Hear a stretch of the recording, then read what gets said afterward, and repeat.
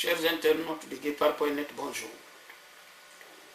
Ma joie est immense aujourd'hui de recevoir M. Seyd Nour Bokoum, qui n'est plus à présenter. M. Bokoum faisait partie de la diaspora guinéenne. Il a fait à peu près 40 à 50 années de son existence à l'extérieur de la Guinée. Actuellement, M. Bokoum s'est retourné, vit principalement en Guinée. Lors de son passage à Paris l'année dernière, donc 2019, il avait fait l'honneur au Guépard.net d'avoir accepté notre invitation, s'est entretenu avec lui, étant l'un des bons observateurs de la vie politique et sociale de notre pays. 2020, M. Bokoum est encore parmi nous à Paris. Nous avons eu l'honneur de décrocher un entretien avec lui. Observateur averti qu'il est, je pense qu'il nous fera sa propre lecture de la situation guinéenne. Bonjour, M. Seyd Nour Bokoum. Bonjour, mon cher Makanela. Comment allez-vous? Ça va, je suis un caïman, mais qui ne dort qu'un seul œil qui est fermé, quoi. Je veille. Ah, très bien. Il faut vraiment veiller parce que la situation guinéenne est un peu compliquée. Vous avez aujourd'hui des gens qui parlent de la situation pré-insurrectionnelle, d'autres parlent de situation pré-révolutionnaire, parce que ça bouge partout en Guinée, y compris dans les villes réputées être le siège, les fiefs du président Alpha Condé. Quelle est votre lecture de la situation actuelle de notre pays? Bien, je suis en Guinée principalement et précisément à Dinguiraye. Donc c'est une préfecture, c'est un gros village, premier ou deuxième producteur de cheptel, de bœuf et agriculture. Malgré ça, je dis que la situation ne va pas très bien parce que dans toutes les familles, y compris ce qu'on appelle les grandes familles, on ne mange qu'une fois dans la journée. Voyez-vous, ça c'est très important. La situation matérielle des gens, c'est ça d'abord. Je dis, c'est même pas pré-insurrectionnel. À mon avis, c'est une situation insurrectionnelle. Maintenant, pré-révolutionnaire, c'est autre chose. Insurrectionnel, ça veut dire quoi? Ça veut dire que dans toutes les préfectures, partout ça brûle, que ce soit des pneus qu'on brûle, que ce soit des bâtiments qu'on plus ou moins qu'on vilipende, afin qu'on détruit, ou en tout cas, à Dinguiraye récemment, la préfecture a eu la visite des jeunes, je n'étais pas content. Partout c'est la même chose, à cause de l'eau, à cause de l'électricité, à cause de, disons, de l'eau, l'électricité et les routes. Et donc, la situation, elle est insurrectionnelle. En Basse-Côte, en Moyenne-Guinée, en Haute-Guinée, le fief, comme vous disiez, partout, les gens se lèvent. Ça, c'est de l'insurrection, c'est même, comment on appelle ça encore, comment on dirait, la désobéissance civile. Donc ça, c'est insurrectionnel. Maintenant, pré-révolutionnaire, c'est effectivement pré-révolutionnaire parce que, juridiquement, on a caporalisé. Quand je dis on, suivait mon regard, on a commencé par caporaliser l'institution fondamentale de ce pays qui contrôle l'exécutif et le Parlement, c'est le Conseil constitutionnel. Bon, je ne rentre pas dans le détail. On l'a caporalisé. On a caporalisé la CENI parce qu'on a remplacé celui qui est décédé par quelqu'un de par décret, si je me souviens bien. On a caporalisé l'INDH, on a caporalisé même le Parlement, puisque le président, dans une prestation officielle, a dit je prends dans le domaine de la loi une ordonnance pour faire le couplage, ce qui est le viol. Totalement doyen. Le président, juridiquement, le Parlement n'a pas compétence à transférer les actes qui doivent être, en tout cas, dont les actes relevant de la loi organique. Le Parlement ne peut pas s'en déposséder pour le président de la République. Je vous laisse continuer. Voilà, c'est ce qui s'est fait. Il a dit, je vais dans le domaine de la loi. Et je cite verbatim, domaine de la loi. Et cet article en question, il n'existe pas dans la Constitution de 2010. Or, il parlait sur la foi de la Constitution de 2002, de mai 2017, mai, je crois, 2010, la loi fondamentale. Et c'est un article qui est similaire, son acte est similaire à l'article 18 de la Constitution française qui donnait des pouvoirs exceptionnels aux des pouvoirs excessifs selon le Conseil d'État français au président de la République. Malgré ça, l'article 16 de la Constitution de 58 interdit, en tout cas, il ne peut pas modifier la forme républicaine, ni même toucher au mandat présidentiel, ce qui n'a pas été le cas de l'incursion du président dans le domaine de la loi. Donc, toutes les institutions sont caporalisées. Et là, juridiquement, nous sommes dans une situation pré-révolutionnaire parce qu'il n'y a pas d'État. Il n'y a pas d'état de droit. Quand il n'y a pas d'état de droit, tout est permis. Voilà, comme disait l'autre, si Dieu n'existe pas, tout est permis. Autrement dit, nous sommes dans un état, vous voyez, je suis désolé. Plus maintenant, la misère qui s'est accrue. J'ai commencé par dire que les gens mangent un repas par jour. Alors, je dis, quand il n'y a pas d'eau, il n'y a pas d'électricité, il n'y a pas de route, je dis, nous sommes dans une situation non seulement insurrectionnelle, mais pré-révolutionnaire parce qu'il n'y a pas de droit. Voilà. Les institutions, l'équilibre des pouvoirs a été rompu. Donc nous sommes dans un état de non-droit. Alors, nous sommes dans un état pré-révolutionnaire. Pré-révolutionnaire, vous confirmez. Alors, que pouvez-vous dire sur cette insurrection, en tout cas ces manifestations dans les villes réputées être les fiefs du président de la République? Bien, c'est la même cause. C'est la même cause. Vous savez, l'être humain, le premier droit dans comment dirais-je, dans toutes les constitutions, dans la Déclaration universelle des droits de l'homme, c'est le droit à l'existence. Le droit à l'existence, c'est de manger. Si vous ne mangez pas, si vous n'avez pas l'eau, vous n'avez pas le courant, vous n'avez pas d'existence physique, ça c'est le premier droit reconnu par toutes les nations, par tous les pays aux citoyens. Alors si ces jeunes, dans le fief même de la mouvance présidentielle, à Cancan notamment, et à Sigiri même, si ces jeunes, tous les 2 jours, se lèvent, protestent, sont même en train de chahuter un certain Amarochiri, je dis à ce moment-là, ça veut dire que partout, nous sommes dans une situation d'insurrection. Ne parlons pas même de la situation où il y a les mines, à Dingra, à Lero, comme ça, où les populations non seulement n'ont pas de travail, mais aussi toute la zone est totalement détruite. L'écosystème est détruit, l'écosystème est salopé. Donc nous sommes dans un état de non-droit, nous sommes dans un état vraiment pré-révolutionnaire, sans parler de ceux qui sont en face. Alors, doyen, je voulais quand même avoir votre avis sur la situation de Soronconi, ce que les Guinéens appellent aujourd'hui Kamboaro d'Alpha Condé. D'ailleurs, même les journalistes internationaux étrangers de la Guinée, y compris la France, commencent à utiliser ce même terme. Il y a des enlèvements et des séquestrations. Il y en a même, je viens d'avoir une information concernant un militaire qui a été exécuté, fusil, canon dans sa bouche, parce qu'on lui avait demandé d'aller réprimer, il a refusé.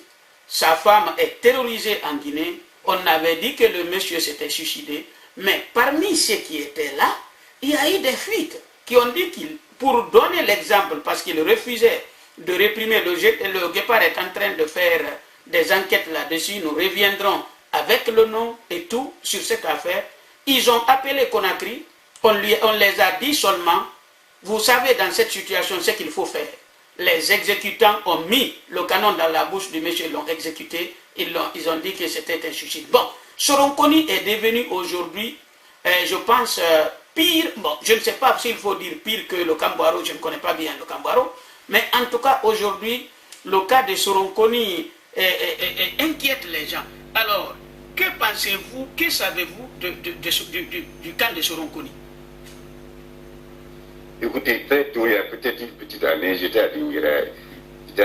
Il y a des jeunes de Cancan, il y a notamment un jeune très informé qui est de Cancan.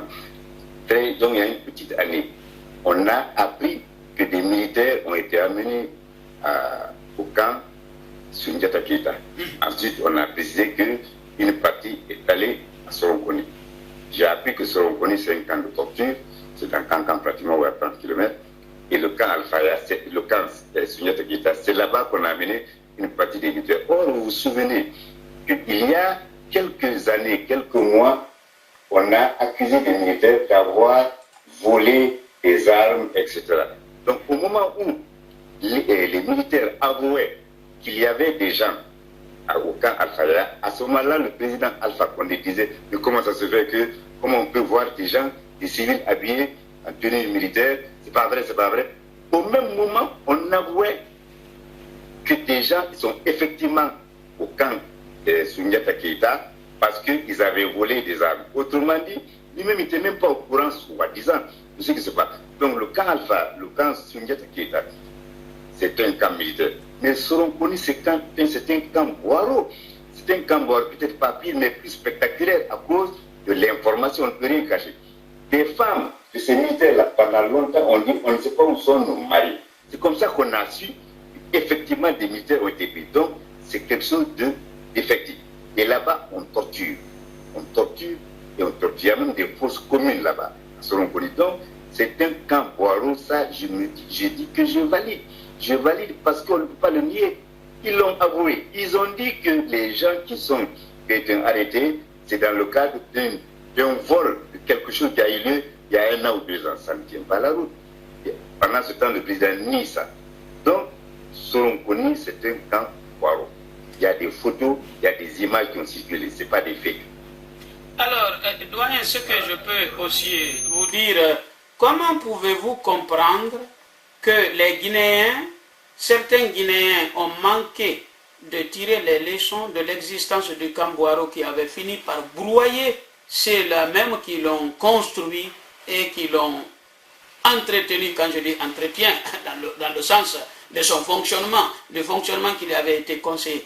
Ces gens-là n'ont pas compris, les Damaro Camara, Diané et d'autres n'ont pas compris que tout pouvoir a une fin, n'ont pas compris qu'ils peuvent un jour aussi se retourner au camp Soronconi, comme certains se sont retrouvés au camp Boiro. Je voulais dire par là, pourquoi il y a des gens qui ne tirent aucune leçon de l'histoire?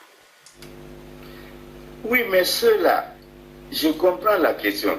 Ils ne comprennent pas, ils ne veulent pas. Non, c'est un destin.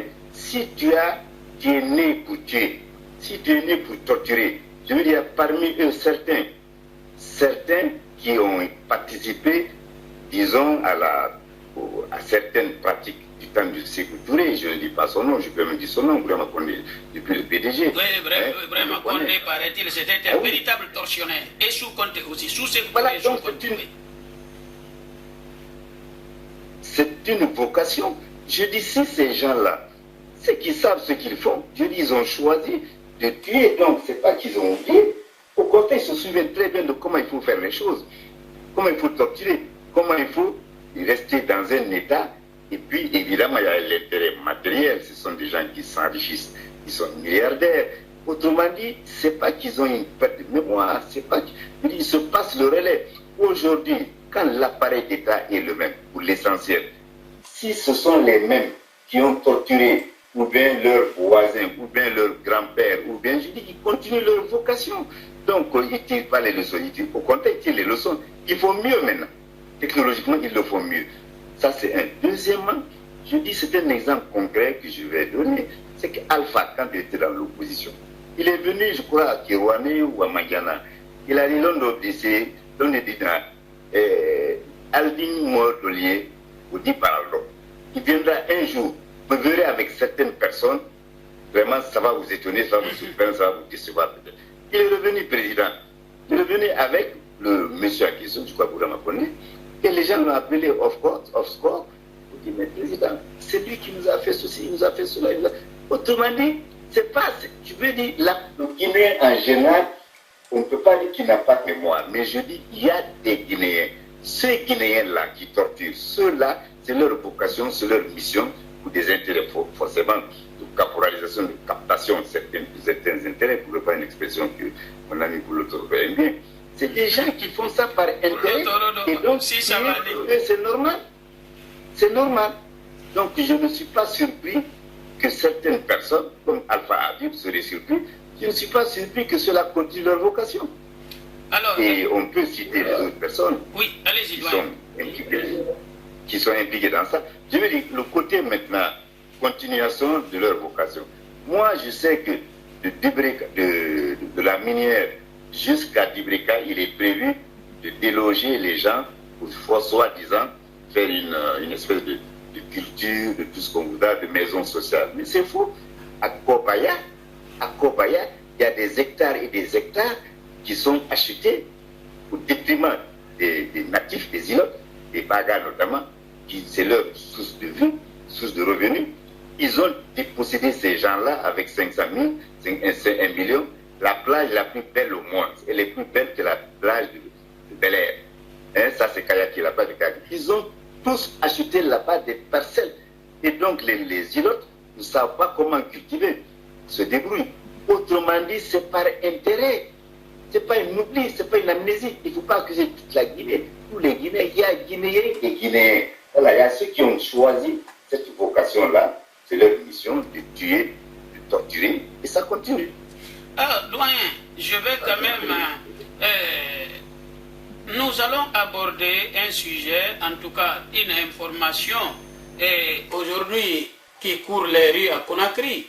Il y en a qui accusent les Amadou Damaro Camara, les Ansoumane Bafoué, commissaire Fabou Camara, Albert Damantan Camara, ainsi de suite, et le camp de Brahima Condé, monsieur Mohamed Diané, et d'autres encore, en disant, selon eux, je les cite, les termes ne m'appartiennent pas, qu'il y a une alliance Konya-Malinké qui se met en place pour réprimer et garder le pouvoir. Est-ce que cela correspond pour vous à une réalité? Oui, ça correspond à une réalité qu'on va nuancer. Évidemment, le deuxième gouvernement d'Alpha, deuxième ou troisième, je ne sais plus, bon, il y a une en enfilade, il n'y a que des Hal Maninka. Il n'y a que des Hal Maninka, comme on dirait Hal Poulard. Attention, les Hal Maninka, qui soient Kounia maintenant, qui soient Malinké, c'est la même locution, c'est la même langue. Et grosso modo, et puis ces gens-là avaient intérêt, je veux dire, d'une part, Kounia représenté par Damaro, et puis les Malinké pur jus, entre guillemets, représentés donc par Mohamed Diané, Ibrahima Condé, ceux-là, effectivement, se sont alliés pour faire ces hold-up successifs. Ils sont alliés. Mais attention, maintenant que les choses vont très loin, le FNDC, ou en tout cas les sympathisants, ceux qui sont contre le troisième mandat, massivement, on dit non. Eux, ils disent massivement oui. Mais on se rend compte aujourd'hui que Damaro, président de l'Assemblée nationale, que les Konya aujourd'hui, d'une part, et les Malinké d'autre part, ce n'est pas tout à fait la même formation sociale. Les Konya sont venus en Barakissi, tout ça, on connaît l'histoire des Dorés. Les Konya sont venus dans cette région-là, depuis, comment dirais-je, la dispersion en plus de comment ça s'appelle, Kanté, comment il s'appelle encore Soumaoro Kanté. Voilà, je dis, mais les Konya et les Belais ont vécu en bonne entente comme formation sociale pendant des siècles et des siècles. Et c'est maintenant qu'on va se rendre compte que les Malinké vont se rendre compte que ça a été dévoyé. Ça a été dévoyé par des cadres félons, par des cadres Malinké, par des cadres, disons, Konya, qui n'ont rien à voir avec cette histoire de culture. Pour eux, c'est l'intérêt matériel. Mais ce deal-là, il va éclater, à mon avis. Pour le moins, en tous les cas, moi, je pense qu'il y aura une confrontation entre un éclatement de ce deal-là, de cette alliance, entre d'une part, Brahima Condé, Mohamed Diané, etc., et puis Damaro et les autres Kourma, que les Kourma m'excusent. C'est ce qui risque de se passer, à mon avis. C'est un deal qui fonctionnerait, qui aurait fonctionné tant que le FNDC en face, tant qu'il n'y a pas quelqu'un en face. Là, qu'il y a toute une catégorie de Guinéens qui sont contre ça, forcément, on se rendra compte qu'ils n'ont pas les mêmes intérêts. Puis les Malinké, d'une part, et les Brahma et les, comment dire, les Damaro, n'ont pas les mêmes intérêts, ni géopolitiques, ni économiques. Pourquoi? Parce que Damaro, président de l'Assemblée nationale, en cas d'empêchement, moi je n'aime pas les qualifications ad hominem, Alpha il a un bon sentiment, pas moi, l'impeachment, disons. Pourquoi il serait empêché? Qui va être à la place d'Alpha? C'est le président de l'Assemblée nationale. Mais Damaro, connaissant ce qu'on sait de Damaro, c'est quelqu'un qui va dire non, moi ou le chaos, il va aussi essayer de mettre quelqu'un d'autre. Ce quelqu'un d'autre, là, à ce moment-là, il va avoir en face de lui qui? Il va avoir en face de lui les malinqués. Je dis bien les malinqués, c'est-à-dire Mohamed Diané et puis Bourama Kondé, qui sont des malinqués, qui ne sont pas comment on dit ça, des Konya. Ce n'est pas tout à fait la même culture, la même origine sociale, même historique. Donc il risque d'avoir en face ceux-là à Kankan.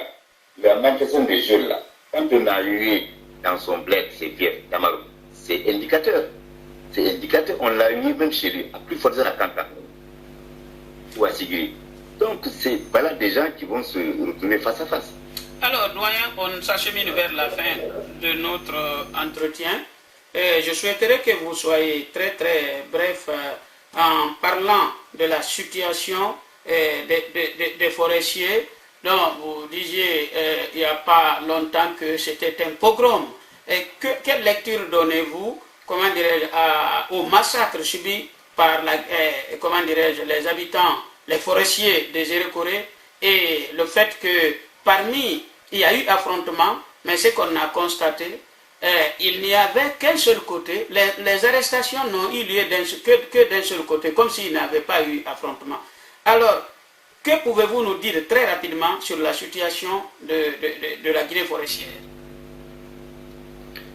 Moi, je pense que le pogrom, si on dit pogrom, il faudra peut-être vérifier dans le dictionnaire. Pour moi, le pogrom, ça c'est moi qui imagine dans ma compréhension du vocable. Le pogrom, toute chose égale par ailleurs, tout en regardant l'échelle des choses. C'est comme la Shoah.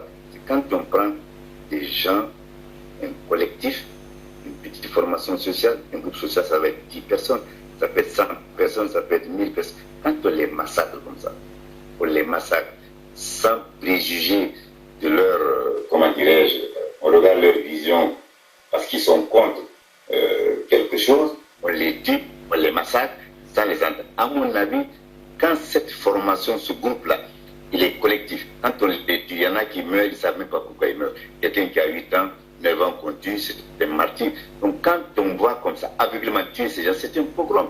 C'est un assassinat collectif. L'assassinat collectif, en principe, ses racines sont des racines plus ou moins nazies, fascistes. C'est ça le pogrom. C'est quand on détruit toute une communauté, un fragment de communauté dans lequel il y a des pauvres, des riches, comment on dit ça, des vieux, des jeunes, des femmes, des hommes. C'est ça le pogrom. C'est-à-dire sans réfléchir à des droits. Très bien. Donc, un petit peu, d'abord, 2 points rapidement que vous allez répondre.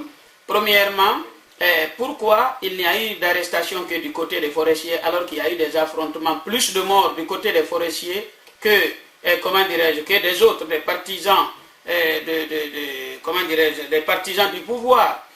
Pourquoi arrestation d'un seul côté? Et deuxièmement, la Cour pénale internationale vient de dire d'accepter, d'étudier, d'examiner la situation et le signalement fait par les avocats du FNDC, et à partir de là, la situation n'est plus banale. Sur ces 2 points, qu'est-ce que vous pouvez nous dire sur ça? Parce que si la CPI a accepté d'examiner cette situation, c'est au vu des dossiers, ça veut dire peut-être que le dossier a une certaine consistance. Rapidement sur ces 2 points.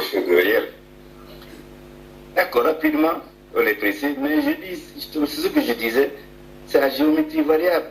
Quand il y a plus de forestiers, entre guillemets, de pélés ou entre guillemets, par rapport aux autres, les autres c'est qui? C'est des Hal Maninka. C'est là où quand c'est géométrie. C'est parce que justement, probablement, ils pensent que les Malinqués, les Hal Maninka, c'est ça leur véritable fief.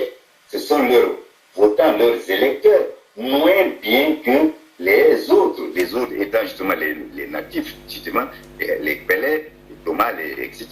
Donc je dis, si c'est majoritairement des Malinqués qui sont épargnés et que c'est les autres qui sont tués, c'est là que ça renforce l'idée de pogrom.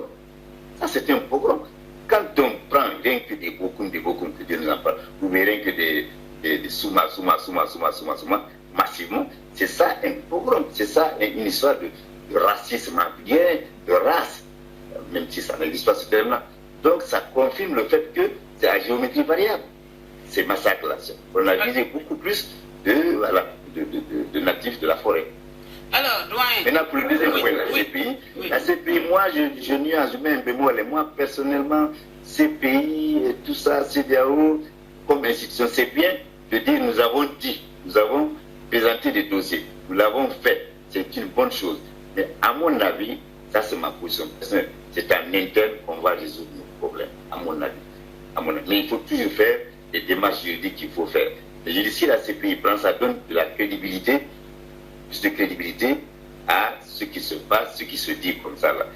C'est ce que j'avais à dire. Donc c'est sur ces deux points-là, je pense qu'on va vers quelque chose d'effrayant, le 18 octobre. Alors, doyen, c'est ma dernière question. Quel rôle la diaspora guinéenne doit jouer dans cette affaire? Alors, rapidement, à 200 à l'heure, j'ai dit que moi, je regrette que les hommes politiques, y compris, disons, ceux avec qui moi j'ai navigué, ceux pour qui j'ai battu le pavé, quand j'avais le temps. Je parle de tous les grands leaders, des chefs de parti, tous, sans exception, en dehors de Alpha Sow, en dehors du professeur Alpha Sow. Je dis, ils ont accepté qu'il n'y ait que 122 000 Guinéens recensés, 122 000. Sur les 122 000, il y a peut-être 60 000 qui votent. Il y a 50 000 qui arrivent à l'opposition. C'est scandaleux. C'est plus que scandaleux. Je me demande pourquoi nous avons accepté ça, nous autres. Et tout le monde a le regard maintenant vers la diaspora. Je dis, la diaspora, il ne faut pas que nous regardions. Tant qu'ils ne vont pas accepter, notamment les hommes politiques du FNDC, tant qu'ils ne vont pas accepter plus tard de faire un recensement véritable de la diaspora et que le fichier électoral comprenne, que ce soit représentatif des 6 millions, je dis, on n'est pas sorti de l'auberge. Parce que 6 millions, c'est beaucoup de votants. C'est la moitié de la Guinée. En Guinée, ici, les résidents, dit-on, c'est 12 millions. Nous sommes 6 millions. Comment ça se fait qu'eux, ils aient accepté des fichiers électoraux qui ne recensent que 102 000 Guinéens? C'est ça le rôle de la diaspora, c'est de se battre également ici pour qu'on dise non, on ne fera plus rien, ni pour le FNDC, ni pour Paul, ou bien je ne dis pas de nom, on ne fera rien tant que vous ne vous battrez pas pour que le fichier électoral soit rénové dans ce sens-là, parce qu'il y va de l'intérêt de la Guinée. La Guinée est coupée en deux, c'est pas normal.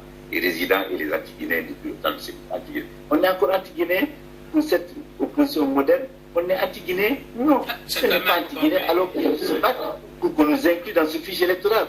Ça, c'est mon dernier mot. Si je tourne autour du pot, ça ne peut pas aller. Alors, 10 secondes encore, doyen Bokoum. Qu'est-ce que vous avez à dire aux Guinéens pour terminer?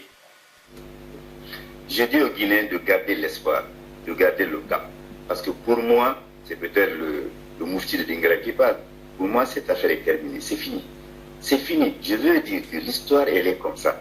L'histoire a horreur du vide. Pendant 62 ans, la même chose, le même appareil d'État qui n'a jamais été renouvelé. Si cette affaire se casse, je veux dire que Alpha grimpeur en Guinée. Alpha est monté très haut jusqu'au sommet du mont Simandou. Il ne peut plus aller plus loin. Il n'y aura pas d'oxygène. Et l'opposition, ceux qui se battent sur le terrain, sont allés tellement loin qu'ils ne peuvent pas reculer. Si les opposants reculent, je parle des hommes politiques, il va y avoir derrière eux le tsunami.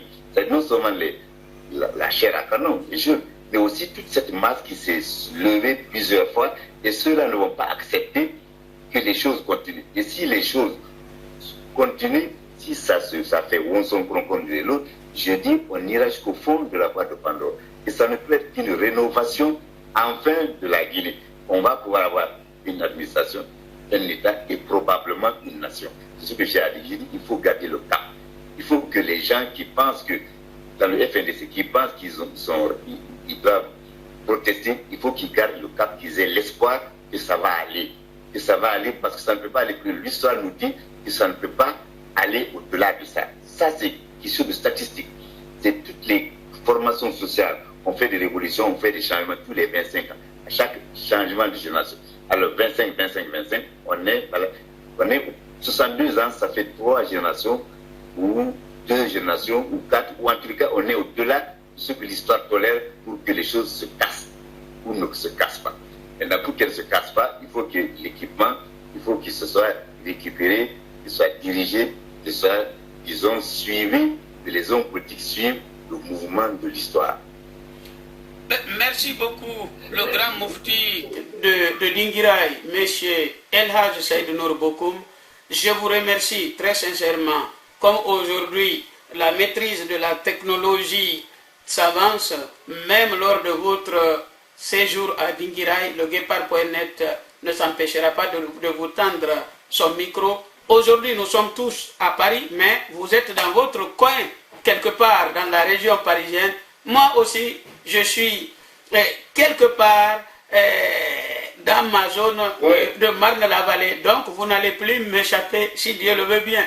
Merci beaucoup, le grand mufti de Dinguiraye. C'est moi qui vous remercie. Nous sommes dans un village planétaire. Même à Dinguiraye, on est dans la planète. Ah, mais maintenant, même à Dinguiraye. Mais attention, ça marche à Touba aussi. Hein, attention.